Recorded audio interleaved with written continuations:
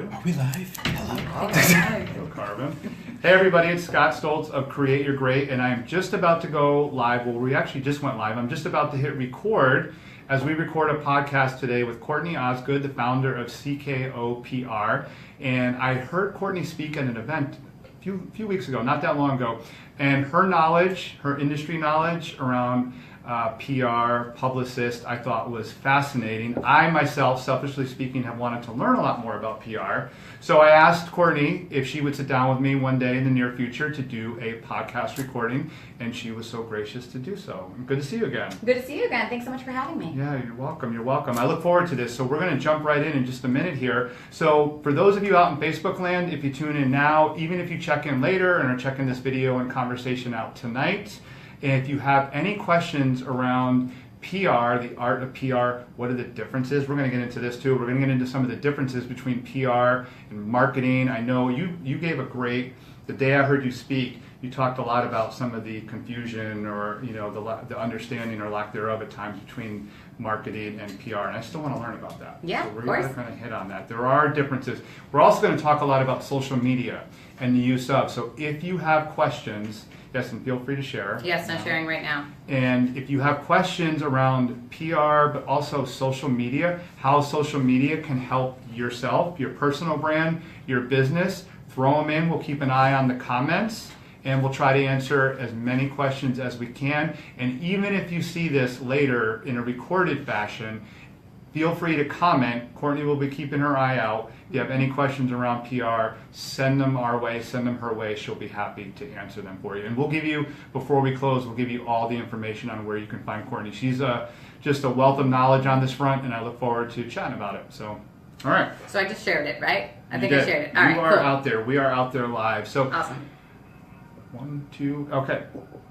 Courtney, it's so great to have you on our Create Your Great podcast, where we help you create the fulfillment that you deserve in your life, in your career, and thanks so much for joining me today. Of course, thanks so much for having me. It's been a pleasure getting to know you. I've checked some of your work out online, and recently I heard you speak at an event, and you had so much knowledge to share around public relations and even just media relations, social media for individuals, for businesses, for brands. So, but I want to start with something more relevant to you, because one of the draws for your story to me that I wanted to share with our Create Your Great community and many others is, what compelled you? You had a really good career, as I heard your story that day. You had a really good career going in PR, and something spurred you on and to go off and start your business, CKOPR. So why don't we start there? Tell us a little bit about what led you to starting your own company. Well, so I never originally, I feel like a lot of people that I've grown up with have said, I want to own my own business when I grow up, and that was never me. I had never said that I wanted to start my own business, but here we are. But I think, I thought about this question on my way here specifically because I knew we were going to talk about it. And, my parents are two of the most incredibly hardworking individuals in their own rights in very different ways as well. And I grew up with the understanding that nothing comes for free and you need to work hard and you need to work very hard at it. In fact, I get really super passionate when someone says to me, "Oh, you're so lucky." I'm like, no, I'm not. I worked really hard. So I am not lucky. I'm fortunate.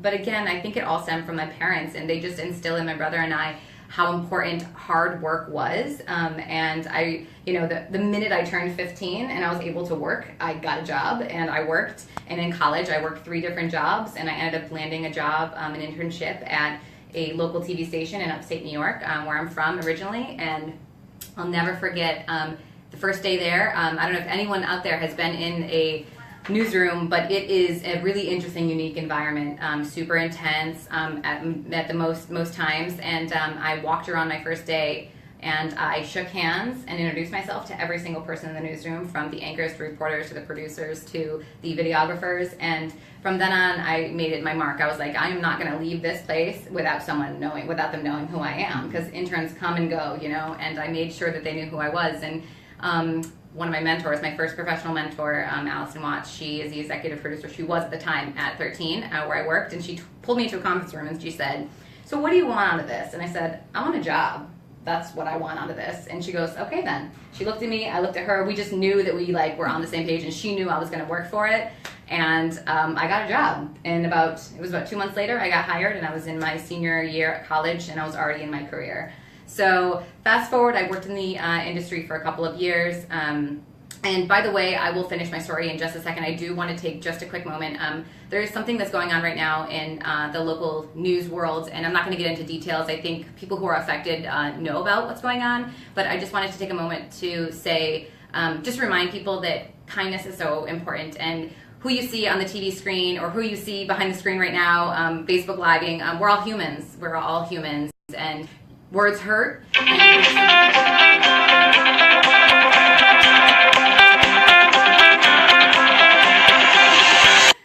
Volume didn't get shut off. No worries. Yeah, so I think that some people get caught up in they all of a sudden get an ego. They get like really passionate, and they forget that there is someone at the receiving end of the message. So again, I worked in a news station, and there's like nothing like it. I mean, I've worked in different careers at this point, and it's a family, and it's been many years since I've been there, but it's still a family. So I just want to remind people that just be kind. There is a lot going on in this world, and there are a lot of stories you don't know. There's a lot of behind the scenes that you don't know. So anyway, I just needed to say that. So anyway, I worked in TV for a couple of years, loved it, but I just wasn't able to tell the stories that I wanted to tell. For some reason, I thought I could change the world one story at a time. And while I still think that's possible, I found another way to do that. So I decided to change careers, and I went into public relations, which is very similarly related to television. So I decided to go into PR, moved to Boston. That was about 8 years ago now, and I worked in various agencies around the Boston area, and most recently went in-house with a former client of mine where I managed their global PR and communication strategy on my own. And then, yeah, for me, it was like, I'm very fortunate that position allowed me to determine the strategy myself. I really wasn't working for anybody, so that was really great. It kind of gave me a little taste of what it was like to work on my own and just to really determine what I wanted to do with the brand. And then, so I helped the organization grow immensely. And then for me, I was at a crossroads once again, and I thought, I just can't see myself wanting to go into an organization again. And then on the other side, I just couldn't see myself going into an agency and working under somebody again. So I really didn't have a choice. And I thought, you know what, I'm going to do it. So here we are. And I did it. And you clearly have always had the mindset, though, going back to your younger years, of going out and taking ownership and creating your situation. Even when you walked in to that news station, you knew you weren't going to sit back and wait and hope. You wanted to create a situation, and you've kind of kept that mentality all along. So it just so happens now you apply it to the fact that you own your own business and run your own business. You know, it's actually funny because I got a little dose of reality actually before, and I forgot about this, before college. I was in my senior year of high school, and there was a local TV station, and they didn't do news because I come from a very small town, but they did like commercials and kind of programming. And I went in there and I'm like, hey, like I'd like an internship, and actually I emailed, and they were like, yeah, no, we don't take high school interns. And I was like, okay, that's not gonna fly for me. I want this internship. And I responded, and I said that, I'm not like everybody else, I'm different. And they didn't respond, so I literally went to the station, and I knocked on the door, and I talked to somebody, and they hired me, and I was an intern. That was my first kind of dose of like reality, but that also gave me the opportunity to say, like, wait a second, you don't know who I am yet, but you will know. And that was the beginning actually of my story. Where did you get, so I understand, and we have a similar background. I consider myself fortunate to come from a good family that instilled the value of hard work. And that has helped me feel like what I've done, what I've accomplished is not about luck. You know, I had some advantages in that I was taught well and had good mentors and role models, but then I had to go out and make it happen. Yeah. Where, and you shared some of that, where did you get your belief in yourself to walk into these places? Because I've always viewed confidence as something that comes over time by doing things several times or many times over. You sound like you were confident from the get-go in your ability and what you wanted to do. I gotta hand it to my parents. Honestly, like I mentioned earlier, my mom, when I was growing up, first of all, she came from another country. She came from Argentina originally as a child. And her parents were trying to figure out life in the U.S. And she and her sisters were a little bit older than her and were kind of a little bit more established in their lives. And so my mom kind of had to raise herself. She kind of had to figure it out. And when I was growing up, I remember watching her sit in her office for hours, like, because she was getting her master's at the time, and she was going to school to educate herself. And my dad, on the other hand, has a very different background. He grew up very poor, didn't have anything, and he made everything for himself. He's a mason by trade and has a masonry business. Very successful, one of the most humble, hardworking, passionate people that I know. And I think he always I think his actual biggest mission in life was to make sure that he set his kids up for success. And he set them up realistically for success. And again, just instilling that hard work will pay off. You've just got to put it in. You've got to put the time in. So I think seeing both sides and the fact that they kind of balance each other in a weird way. Like my dad really working with his hands, digging in there, street smart. My mom very book smart, very methodical. But also that passion too. I mean, she's worked her way up as well. So I think just watching them and just hearing the lessons and hearing the stories about how the times were tough back in the day. And frankly, we have a lot more opportunities than any of them had. So if we're not taking the opportunities, it's kind of a waste. So I don't know. I also think that I think I was born with it. If you were to ask my parents, I was who I am today back when I was 3. It just is who I am, but I think I've taken the lessons that I've learned from them and really blown them out. Hard work, confidence, and how about self-awareness? So you seem yes. very in touch with, I'll just let you Yes. run with this. Where do you stand on the self-awareness meter? Oh my gosh, self-awareness is so huge. And we were talking a little bit earlier before we started about learning and how important it is to keep learning and keep pushing yourself. And I think that oftentimes people get into situations where they just get comfortable. And there's nothing wrong with that, but you've got to know when to pull yourself out of that if you want to keep bettering yourself and bettering who you are and where you want to be. And you've got to set goals for yourself, whether they're small goals, whether it's maybe you work too hard and you want to make sure you have time for one vacation each year or whatever it is. Setting those goals for yourself so that you can hold yourself accountable is so incredibly important. And I think you just have to also reflect. You've got to have time to reflect on who you are, where you've been, what you've accomplished, what you've learned. Because if you're not self-aware, I think that's where people fall on many different levels. So it's totally important. And it's important right on the front of, you sort of alluded to this already about knowing your strengths. And because I believe in people that I work with, and even when I was a manager in the corporate world, I wanted to put people in position to succeed in the biggest way I would do that by playing off of their strengths. And I think it's really important in today's world, especially where we're not cogs, where you're not just plugging us all into these different roles when you have to go out and create and make your role. You really have to know what you're good at, in addition to what you like. So what are some of the things that you know you're good at, that you've been good at for a long time, that serve you well in the PR space? Yeah, I think, I'm very aware of the landscape. I do my best to really keep up on what the trends are and what's happening because, it's ever-changing, this industry, whether it comes to traditional media or social media, as we've seen a huge rise in social media and influencer relations. If I didn't keep up with that, I would fall behind. And I think that's actually a lot of the bigger agencies. I think that's a struggle with them because they've got a lot of really high-level talent, very talented people that have been in the business for 20 years. But if you're not up on what's happening today, then you're a dinosaur. So you've really got to work hard to stay relevant. And also, I listen. I do. As much as I love talking, I listen to my clients. I listen to others around me. I am very aware of the other struggles and excitements and everything because, again, I like to be able to bring in real-world, influences into my work.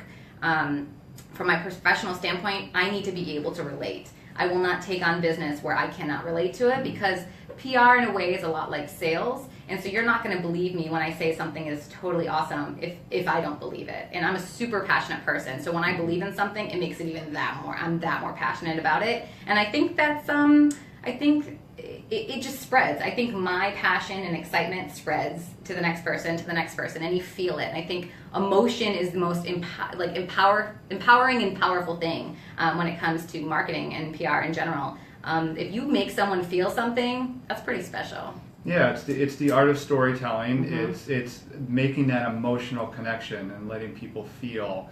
And they don't want to just hear your words. Or we connect better when we just don't hear your words.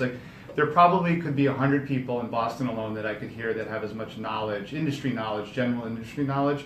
But I definitely was drawn to your energy and passion that day that I heard you speak, just like I am right now too. Do you think that's in your business? Is that a big differentiator? So I know you're drawn and you look for clients who are going to be good fits with you. Do you think when some of these bigger brands and companies are sitting across the table or you're talking to them, are they interested in your results and what you can get done, or are they drawn to your personality too?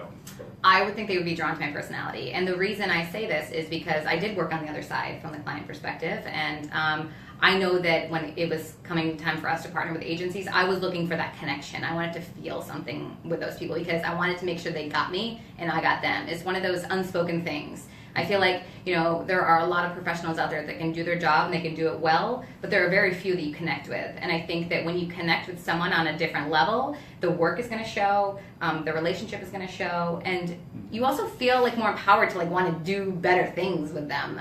So I think that the connection is great. And to your point, I won't work with somebody if I don't feel that connection because it's important. It's just incredibly important, and you can't really put that in writing. You just can't. I know you're really busy these days, and so what's something that you have going on? Well, let's backtrack a second.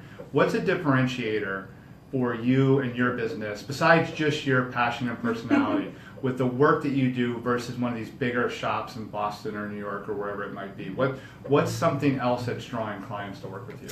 Yeah, I think it's my hands-on approach. I also think it's the fact that I listen to the client's business needs. I think that a lot of agencies push their own agendas at times because they have a job to do and they're going to do it, and they're going to do it well, and they're going to move on, and they're going to, whereas I love to work with small businesses that have specific goals, whether it's growth or butts in seats, if it's entertainment, whatever the case is, and I like to work with them to find really unique, interesting, fun, hands-on, interactive ways to sort of bring that to life, to bring their vision to life.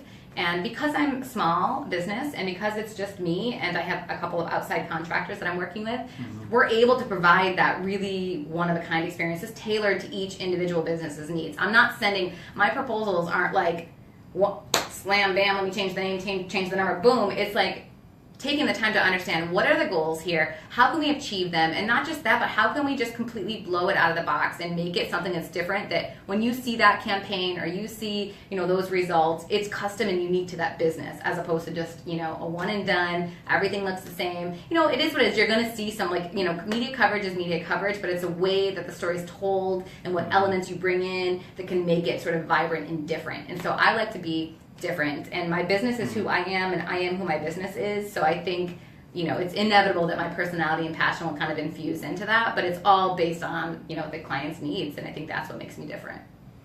We're sitting with Courtney Osgood, founder of CKO PR. We're talking about her story, her background, and we're talking about public relations. And so if you have any out there in Facebook land, if you have any questions about PR, now is the time to ask. Let's talk a little bit more specifically about your industry then. So what are some of the basic concepts to let people know out there the difference between public relations versus either marketing or social media marketing and management? Or do you bring synergy between some of those, and do you need to bring synergy between some of those? Yeah, I think that's exactly, you nailed the point right there. You need to have synergy between all of them. There isn't. So I think marketing, first of all, marketing is so multifaceted. There's like a million things that go into marketing. Marketing's not just like one word, and there's not just one person that just does all the marketing. There's like email marketing, digital marketing, AdWords, you name it. There's a million things in marketing. And public relations is a form of marketing. So it's a specialty though, which is why you see the agencies that are public relations agencies, or like myself that is focusing on PR. But they really work best when they work together. I would say that's what I always encourage my clients, especially if they, first of all, have the budget that allows and the resources that allow it, definitely work together, because at the end of the day, communications and PR is about the message. And if your message isn't right, then that's going to affect all of your marketing channels. So PR is, I would say, the cornerstone first, and then should feed all of your other marketing channels, including social media, including digital, including email, including your website, your copy. Everything. It all works together. In your space, in your industry, do you help people with copy as well? Absolutely. Messaging is, again, it's like the foundational kind of stone of what we need. So yeah, I mean, I help them. So here's the thing. I mean, public relations, again, there's also many facets to public relations. Relations and brand marketing, it's all kind of the same ball of wax. So for me too, it's I don't just, if I'm going to work with a client, I'm going to say straight up, listen, we got to work on your website before I do anything else. We have to change. We have to message. You need to be pulling this message up, taking it down here, pulling this, highlighting this, photo here. Like, I have that in my brain, and if I weren't to share that, that would be like total waste, right? And for me also, I need to make sure that when I'm sending press to the website or press to the social or whatever it is, that our message together is on point. And that's another thing too, I think the difference between me and some other organizations is that I treat myself and my clients treat me as part of the company. I'm not just a contractor out there in, floaty land. I actually am an extension of the company. They treat me as such, as if I'm working right there with their team. And that's how I like it. And when I refer to them as us, as we, as us, as opposed to saying them or, the client name. It's like we, because it is we, because their success is my success and vice versa. Do you find yourself getting into, I want to make sure I ask this the right way. Do you dabble or, drift into other areas with that company just because you see something they need help with? You know what I mean? Yes, and it's something that I'm working on. Yes, I do, but I do try to keep it, I try to stay in my lane, if you will, but I think there's a lot of bleeding that happens, but that's why I'm adding to my team, because I want to make sure that I have the specialties that can go in there and say, okay, like here's the piece of the pie that I'm going to handle. Here's the piece of the pie that I'm going to handle, so that I don't, because I have a wealth of knowledge, and I really do, and I can do a little bit of everything pretty well. But again, I really want to focus in on what I'm really great at, and really making sure that it aligns with what the business needs are at the moment. So I try to stay in my lane. What are some of the, if you were to look back 20 and certainly 30 years ago, the landscape has changed so much. And we don't need to spend a lot of time on that, but I think about all the tools that people have, both individually and for a company, at our disposal. Do you think, of course, many of them have huge benefits and ways to help. Is it a little overwhelming for some companies? Do they need your kind of expertise because there's so much? Maybe 30 years ago you just issued a press release once in a while and got it out to a reporter. Now you have to cover 10 different platforms and your website and many other things. So, do you find that a lot of people are overwhelmed? Yes, it's overwhelming. It's overwhelming for me sometimes. It just really is. I think especially with the rise of social media. And social media too, 10 years ago was very different than what it is today. And I know we talked a little bit about this earlier today, but it's just really difficult to keep up with. And I think that platforms like Facebook, for instance, they have changed the way that they are operating. And so they're trying to go back to that personal connection back in the day when it was just people connecting social. It was an actual social network. Whereas now, businesses have become part of it, and businesses are using the tools that Facebook puts out there. But Facebook is now saying, okay, pump the brakes. You're going to spend some money if you want your audience to see what you're putting out if you're a business, because we want to get back to the personal connections, which is nice, but difficult at the same time, because as a business, you need social media. You need social media. Their motive as a company is not to kind of bring everybody back to the personal side. It's to make money, right? Is that right?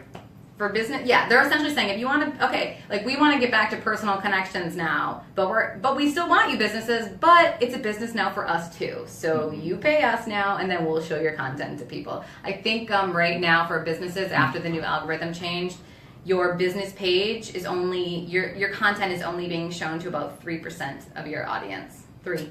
So if my business page has 100 followers, are you saying only 3 out of the 100, if I post something to the business page, will see it? Mm-hmm. But if they chose to follow it, why wouldn't everybody who... Because that's the algorithm. That's just what it, because if you see your feed, there's a million things on there, and by the time you click refresh, even if it's 2 seconds later, all of a sudden there's another million things on there. True. So even if it was up there, it's now all the way at the bottom. So unless they're scrolling through the pages to go find that piece of content, they probably missed it. And so, or on the flip side, sometimes you'll see content multiple times, and that's probably because either A, the brand has boosted the content, so it gets in front of you again, or on the flip side, they're saying, so all is not lost here yet. If you're interested in a brand's content, like it, engage with it, comment, because Facebook will then recognize that that is of interest to you, because they're going to then they're going to show you the content that you engage with the most. And so that's the thing. And so if you don't engage with any of the content, you're very unlikely to see it. But if you do engage with it, you'll probably want to be one of the 3% that will see it. So if there is something out there and you are liking a brand's content, even if you're not like, you know, you're not going to maybe buy something, you're not going to buy the sneakers, but like you just like seeing them, they're just cool, just like it, send out a like, because again, Facebook will recognize that and then will, you know, allow you to see the content more frequently, or then in a way you're able to support the brand that you actually want to support. So I want to let's spend a little time on small business owners or entrepreneurs. Then we're going to delve into how this helps everybody for a few minutes. So for small businesses, and we did talk a little bit about this offline, social media is something we all need to take advantage of. We have to accept even the changes that we don't like, we accept it. So what are some of the tips, things that you work on? I know you already, you look at the website first and make sure that's top flight. What are some of the things that you share with smaller businesses or entrepreneurs as they want to brand themselves? So it really depends on the business, but for, I would say over the web, so the website is still like very important. Your website is your first impression for someone, but so is your social media now, and in some industries it's even more so. So for instance, if you have a visual medium that's part of your business, your Instagram is like your online portfolio now. So save the cat photos for your personal page. Save the cheeky little memes and whatever for your personal page, because your brand page right now, especially on Instagram, if it's visual, you need to have your best content. It needs to be clear, it needs to be vibrant, beautiful, whatever your aesthetic is, again, based on your industry. Like, this is your online portfolio.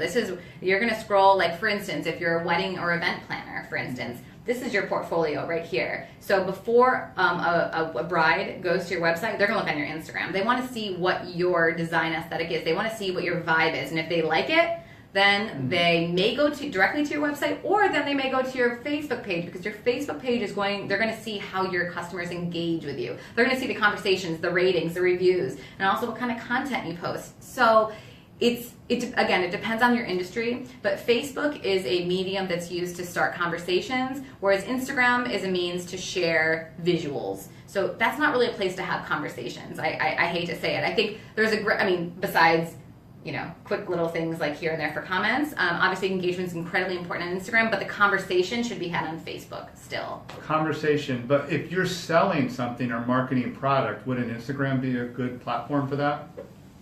Yes, but Instagram, in order to sell right now, in order to have the capabilities, this is kind of a little bit of a loaded question, you've got to put money behind Instagram, because then they'll provide a shop now button. It'll be a quick and easy. Otherwise, it's silly. Nobody's gonna click out of your photo, go to your bio, click on the link that's still gonna be open in Instagram, and then everything's in Instagram. It's kind of hard to explain, but if you want to sell on Instagram, you've got to put money behind its sponsored posts. So like Facebook, there's a process, there's a protocol, or like a tactic behind how you would do that, which you help people with. Yeah. And so what about individuals, and what would you share with individuals these days? I think that even people who work in big companies now, and some of the people that I work with as a career coach, I tell them, make sure your LinkedIn profile is top flight, that it is as robust as possible, and make sure you're not only presenting yourself in a good way, but that you're putting yourself out there that you add value in a way that shows people that you add value. What kind of suggestions would you have, just based on all your knowledge and how you're doing this for yourself now? How do you present yourself online on LinkedIn, Facebook and Instagram as an individual, and who might be working for a company? Yeah, I think this day and age, because social media plays such a huge role in all of our lives, your personal brand is just as important as your professional. And when I say personal, it means your social media accounts, and like, who are you? Who do you stand for? What do you represent publicly? Because, everyone's got their home life, and everyone's got their sort of behind closed doors who they are, and that's totally fine, but you are in the public, and you are a person every day walking around the streets. So who are you, and who do you want to portray? And I'm not saying let's go to the extremes that some people go to and paint the most beautiful picture of their life on Instagram. That's not what I'm saying. But really just thinking through, who do you want to attract around you in your life, whether it's professionally or personally, and what is it that you want to portray? Like, who are you? And defining that. So I think, for instance, some people are like, you know what? Facebook and Instagram, they're personal to me. They're private, period. End of story. You know what? That's fine. That's their prerogative. So then, they make sure whatever your platform is that's public, make sure it's like on point and it's portraying whatever you want it to portray in the best light. And then for me specifically, I recently had thought through Facebook, and now that I'm doing a lot more things with my business and putting myself out there and the knowledge that I have about Facebook, I'm not going to have, at least right now, a business page on Facebook. Again, it's just really difficult. And for me, I am who my business is, and my network on Facebook of people that are probably watching this right now, those are my supporters. Those are my people. Those are the people that are excited about what I'm doing and support me. And so I have just decided that while my Facebook profile isn't public, I will be sharing and creating that community on there that's going to mix my personal and my professional, because at this day and age I'm so public anyway that nothing is going to get out there, that I wouldn't care, like that I wouldn't want my family to see or my, clients to see. This is me, this is my life, and if you're okay with that, you just need to know that, you just have to make sure you're very cognizant of that. And assuming, this is great advice, and I hope everybody who's out there in Facebook land and listens to this on the podcast too is soaking a lot of this in. And, we have to be very mindful of what we put out there and how we portray ourselves. But assuming it's all appropriate, professional and whatnot, is there such a thing as too much, using social media too much and posting too much? Yes. So, listen, I understand. I think what's been amazing about social media is that it's given people a platform to give people a voice to express how they feel about things, and I think it's really been quite wonderful that people have this opportunity, but I do think that there needs to be a line that's drawn. I think we saw most recently with the election, people feeling very inspired to share their feelings and thoughts. And again, while I certainly encourage that because I know how important it is, I think there needs to be a line that's drawn, and I think everyone just needs to make sure they're remembering that also everything that you put out there in the world online is out there forever. It doesn't matter if it's marked private. It doesn't matter if you've deleted it. It's out there. And as we've seen in the recent press, things come back to light that sometimes people wish they didn't. So it's definitely just one of those things you need to be mindful. And again, to my earlier point too, some people like to troll, which is really bad. Everybody that's typing, for the most part, like 99.9%, there are probably some robots out there, are humans. So we need to remember this. We need to remember that while it's okay to give yourself a voice and allow yourself to use that as a platform, like we're all human, and someone else at the receiving end is receiving that. And so, I think sometimes people just need to make sure that they're drawing a line, between what's appropriate and what's best to just keep within, or maybe journal it down in an old school diary or something. I'm really inspired to ask you this question just listening to you talk, and I'm going to pivot a little bit. Okay. And we'll talk a lot about you in these last 10 minutes or so, and back to your story. Is you have a very confident, strong personality, you believe in yourself, and you're very knowledgeable. Have you, in your industry or just in general in your professional life, have you come across biases that have potential consequences? I recently did an event about how men and women can better understand each other in the workplace that talked about biases that we have and just sometimes unconscious biases about how we judge and look and listen to other people. So, knowing that somebody who has strong beliefs like you do and a lot of knowledge, has that ever been an issue for you in your career and in your field where you walked into a room or just you feel you've been judged in a way that wasn't appropriate or accurate?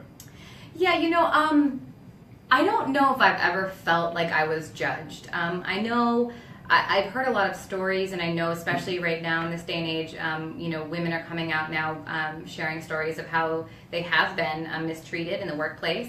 I feel like I'm very fortunate in the sense that I don't have a story like that. I will say, because I'm very strong-willed and because I have very strong opinions that are primarily based on facts, so that's why I think that they're so strong.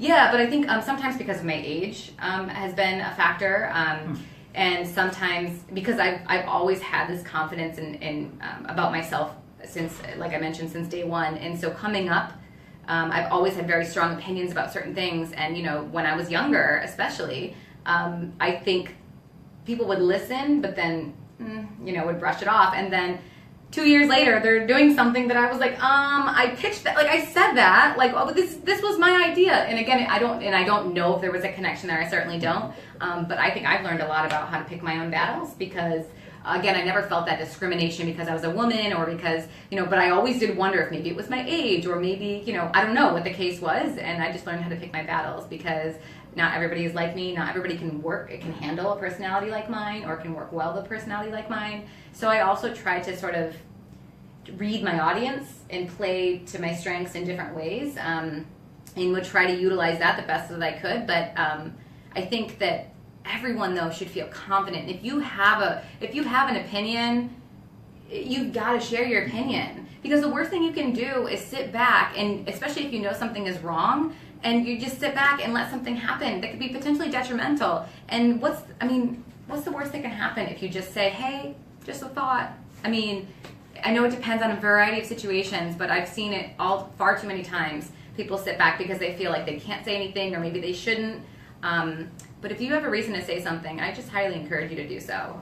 First of all, it makes you a better person, and also there's a potential to make the situation better.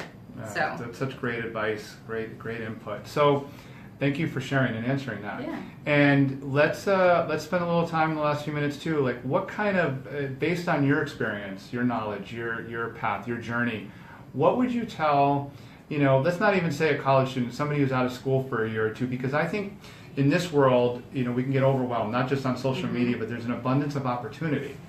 And I encourage people, as they're creating their grade, to try different things. Learn what you're good at, learn what you enjoy, learn what you don't enjoy doing. And you have such an interesting path, what are some of the things you would share with somebody who's, maybe mid to later 20s and doesn't feel like they found their purpose yet? So one thing that I've learned along this journey, and also listening to other entrepreneurs share their stories with me, is that everything happens for a reason. So if I were to go back and do it again, I would not change a single thing, because no matter what happens in your life, there's a reason that it happens. I truly believe that. And there are two choices you have. You can either take that and be like, okay, whether it's a great thing or a bad thing, and just say, okay, this is part of my story. Or you can take it the opposite way and just be completely in disarray and feel lost and feel confused and feel like you don't know what's going on because you're not in control. So for me, I just look back at my life and everything. I can pull influences and I can pull learnings from every single experience I've had, both personally and professionally. I feel like I'm a different human being sometimes than I was like 5 years ago, because I was in a different place and I've learned so much from them. So for me, it's like everything that you go through in your life, and I think some people go through really difficult times. You've got to make that conscious choice to know that this is meant to be happening in your life right now. It's meant to make you stronger, and it's meant to make you think. It's meant to make you stop and say, okay, what is going on? Let's get kind of that point we were talking about earlier about being self-aware. Just kind of like recenter yourself. What's going on in your life? Why are the things happening maybe that you don't want them to happen? Or why are things happening that you do want to happen? Like, make sure you're aware of what you've done to allow the circumstances to fall into place, so that if it's good, you can keep doing it. And if it's bad, you can kind of pull yourself out of that and get yourself on a path to where you want to be. So I think really, again, just taking every experience for what it's worth and know that it's part of your story. I like to think that our journeys make the story, and for me anyway. So I mean, it's very rare that you see a person go from point A to point B and there's a straight line. It just doesn't happen. It just doesn't happen. Also, and if it did, that'd be boring. Like, I don't want to hear your story if that's really the case, because like you've got nothing to say. And I think we see that too with like artists, for instance. Artists will tell you, singers, the more they have gone through in their life, and a lot of it's negative, unfortunately, it provides fodder for them. It provides content, and it provides like a fire for them to just keep going and be better than what they experienced. So that's kind of how I look at things personally. How have you managed, so again, we recognize that you're strong-willed, you have powerful beliefs, and you work hard, but we all, as humans, the way we're wired, we look out for ourselves, we want to protect ourselves, and we all have limiting beliefs and self-talk, negative self-talk. How have you managed to keep all that stuff at bay? And I share with people, and I'd love to hear your thought on this, we don't conquer our fears, we don't get rid of all that stuff. It is inherently wired in our DNA and how we are, because we're meant to protect ourselves. It's how we deal with it and process it. How have you processed the negative self-talk and the limiting beliefs throughout your career?